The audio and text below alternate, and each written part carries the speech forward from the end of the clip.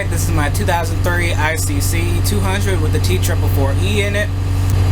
Today I'm going to go over a few of the odd things that I really like about these buses, this model. Of course, the normal things would be like the engine, how it sounds, and the looks and all that, which I do love about these buses, but today I want to show you the odd things about them that I like. Starting off here, we have the unsynchronized wipers. I know that many buses have this, but I just noticed it when I was a kid on these buses, because I know the second gen Cs don't have them. So I really liked them on these buses. And this particular bus also has 2 wiper switches, so 1 switch per wiper. So that's just neat. Looking at the back of the bus, there's 2 things back here, and they're both kind of electrical things. They're not really problems per se, but they're just kind of things that just happen. And one of them, the first thing, happens on many vehicles. You know, if you press the brake pedal just right in just the right spot, you'll hit, you know, the sensor for the brake lights. But on these buses, it seems like it happens more, that they just flicker, you know, when you're just at that spot, or the spot might be bigger, and they flicker on and off, and then if you push on the brake harder, obviously they'll stay on. But I really enjoy that about these buses, so that's something else that I noticed about these buses, that the second gen CEs really don't do that much. The second thing is the turn signal. When you're turning right, the turn signal, when you hit that point where the turn signal cuts off, I guess the stalk just comes down just a little bit too hard. So what happens is, you know, the right one cuts off and the left one flickers on just for a millisecond and then cuts back off. So one thing that I like about these buses is, so our district ordered them with the Bostrom air ride seats, which are pretty comfortable seats, if I may add, as a driver myself. But with the bounciness of the air ride seat, and the gas pedal, or the accelerator pedal, is very sensitive on these buses. Very, very sensitive. So, and it's very responsive. So when you get to bouncing in the air ride seat like you do with our Michigan roads, you know, it makes the bus kind of, you know, you're doing a vroom, vroom, vroom type thing, and it's kind of cool in my opinion, and I like the way it sounds, always have, always will. A lot of my Rigs and Rods and Discord friends make fun of me for that, because you know, that happens a lot, bouncing in the seat. You know, so I catch it on video a lot.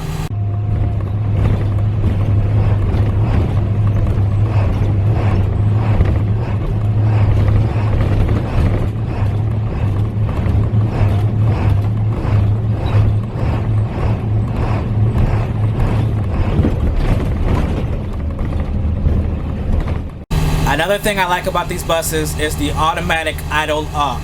So when it's cold outside, I guess for the heat and for fuel consumption, it's better for the bus to idle up, is what I've been told. I'm not sure exactly if that's true or not. So after a while of sitting in the cold, sometimes it depends on how cold it is, how long you've been sitting. About 5 to 10 minutes usually, I've noticed, is the most frequent. It starts going up from just idle. You do not touch the cruise control, nothing. It does it by itself.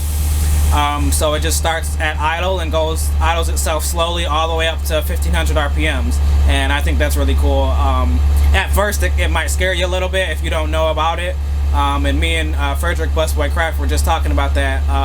Drivers getting scared about it, but you know, after a while it's getting used to it. It's really cool, I think. The next thing I want to talk about is the exterior light monitor.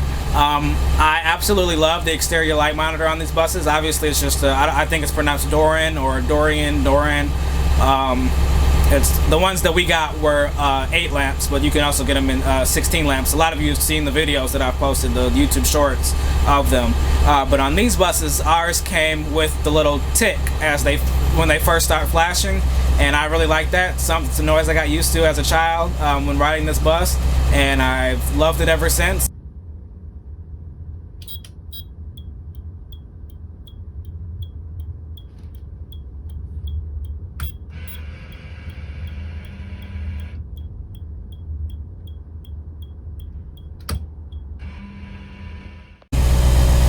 Going to the back of the bus here, I really like the child check on these buses.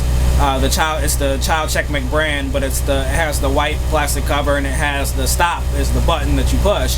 And I just really like the tone that these ones have. I like the way it sounds. I like the disarming sound. I just love the whole thing about it.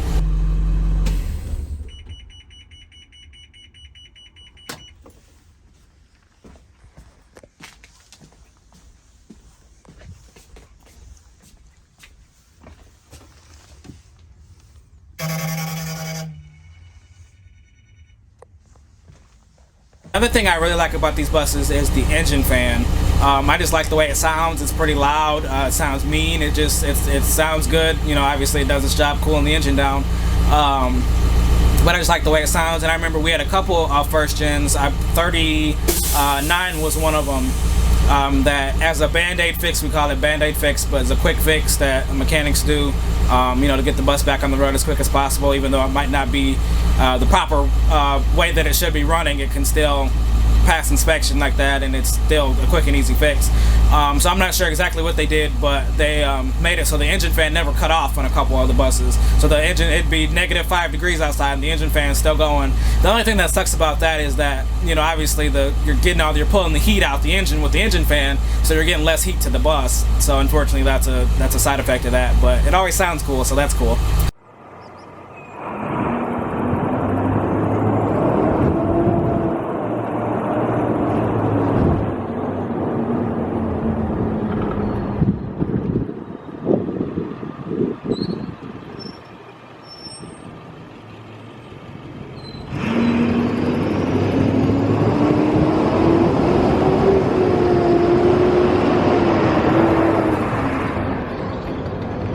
Another thing I like about these buses is the just the way that it sounds in the back. You know, when you're going down the road, you know, all vehicles do it. You know, as you start going faster and faster, the wheels are spinning faster and faster, so it's making a louder noise against the road.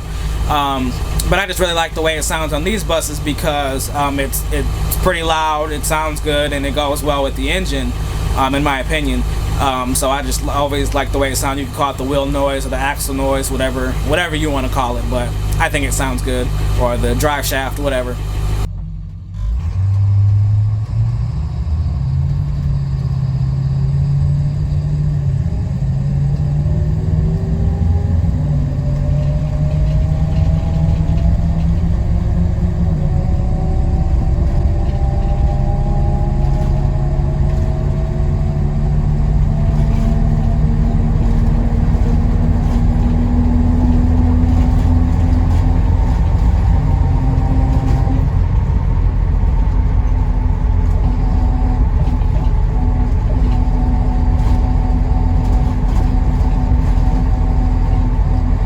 Something else I like about these buses is the way that they lean when they turn. Watching these buses turn over the years, these are like the only buses that look like they almost from the back look like they're gonna flip. They don't, but they do, if that makes sense. I've been told that's called body roll. I'm not sure if that's exactly the proper term for it, but I just like the way it looks. It looks cool. You can't really feel it from inside either. When you're driving, when you're turning, you can't feel it from the front, but from the back, it, you know, they lean pretty cool, and it, you know, doing lean with it, rock with it looks really cool to me, in my opinion. Another thing about these buses that I've really liked over the years, just as a student, is the seats were always just soft to me. I'm not quite sure why they're softer than the other ones, but they're just, the seat bottoms have always been soft and comfortable to sit on. So that's nice as a student, of course. And then they've just always had good heat, in my opinion. You know, I'm from Michigan and grew up in Michigan, so you know, it can get really cold in the winter time, and it's nice to have good heat. And I've noticed with these buses, as I've become a driver, that you know, you start the bus up as a cold start in the morning, and after about 5 to 10 minutes, you know, you're already getting warm heat coming out of the vents. Another thing I like about these buses is, and it has to do with the Allison A2000 series transmission. You're slowing down, the gears are going down, obviously. And sometimes you'll stop before it gets to first gear. And so that when you stop, it does a little, you know, the RPMs rev up and then back down because it's shifting back into first. So I always thought that sounded kind of cool when it happened. So I believe that that's everything. When it comes to odd things that I like about these first gen ICCEs. So yeah, I hope you guys enjoyed the video, and yeah, I hope you have a great day.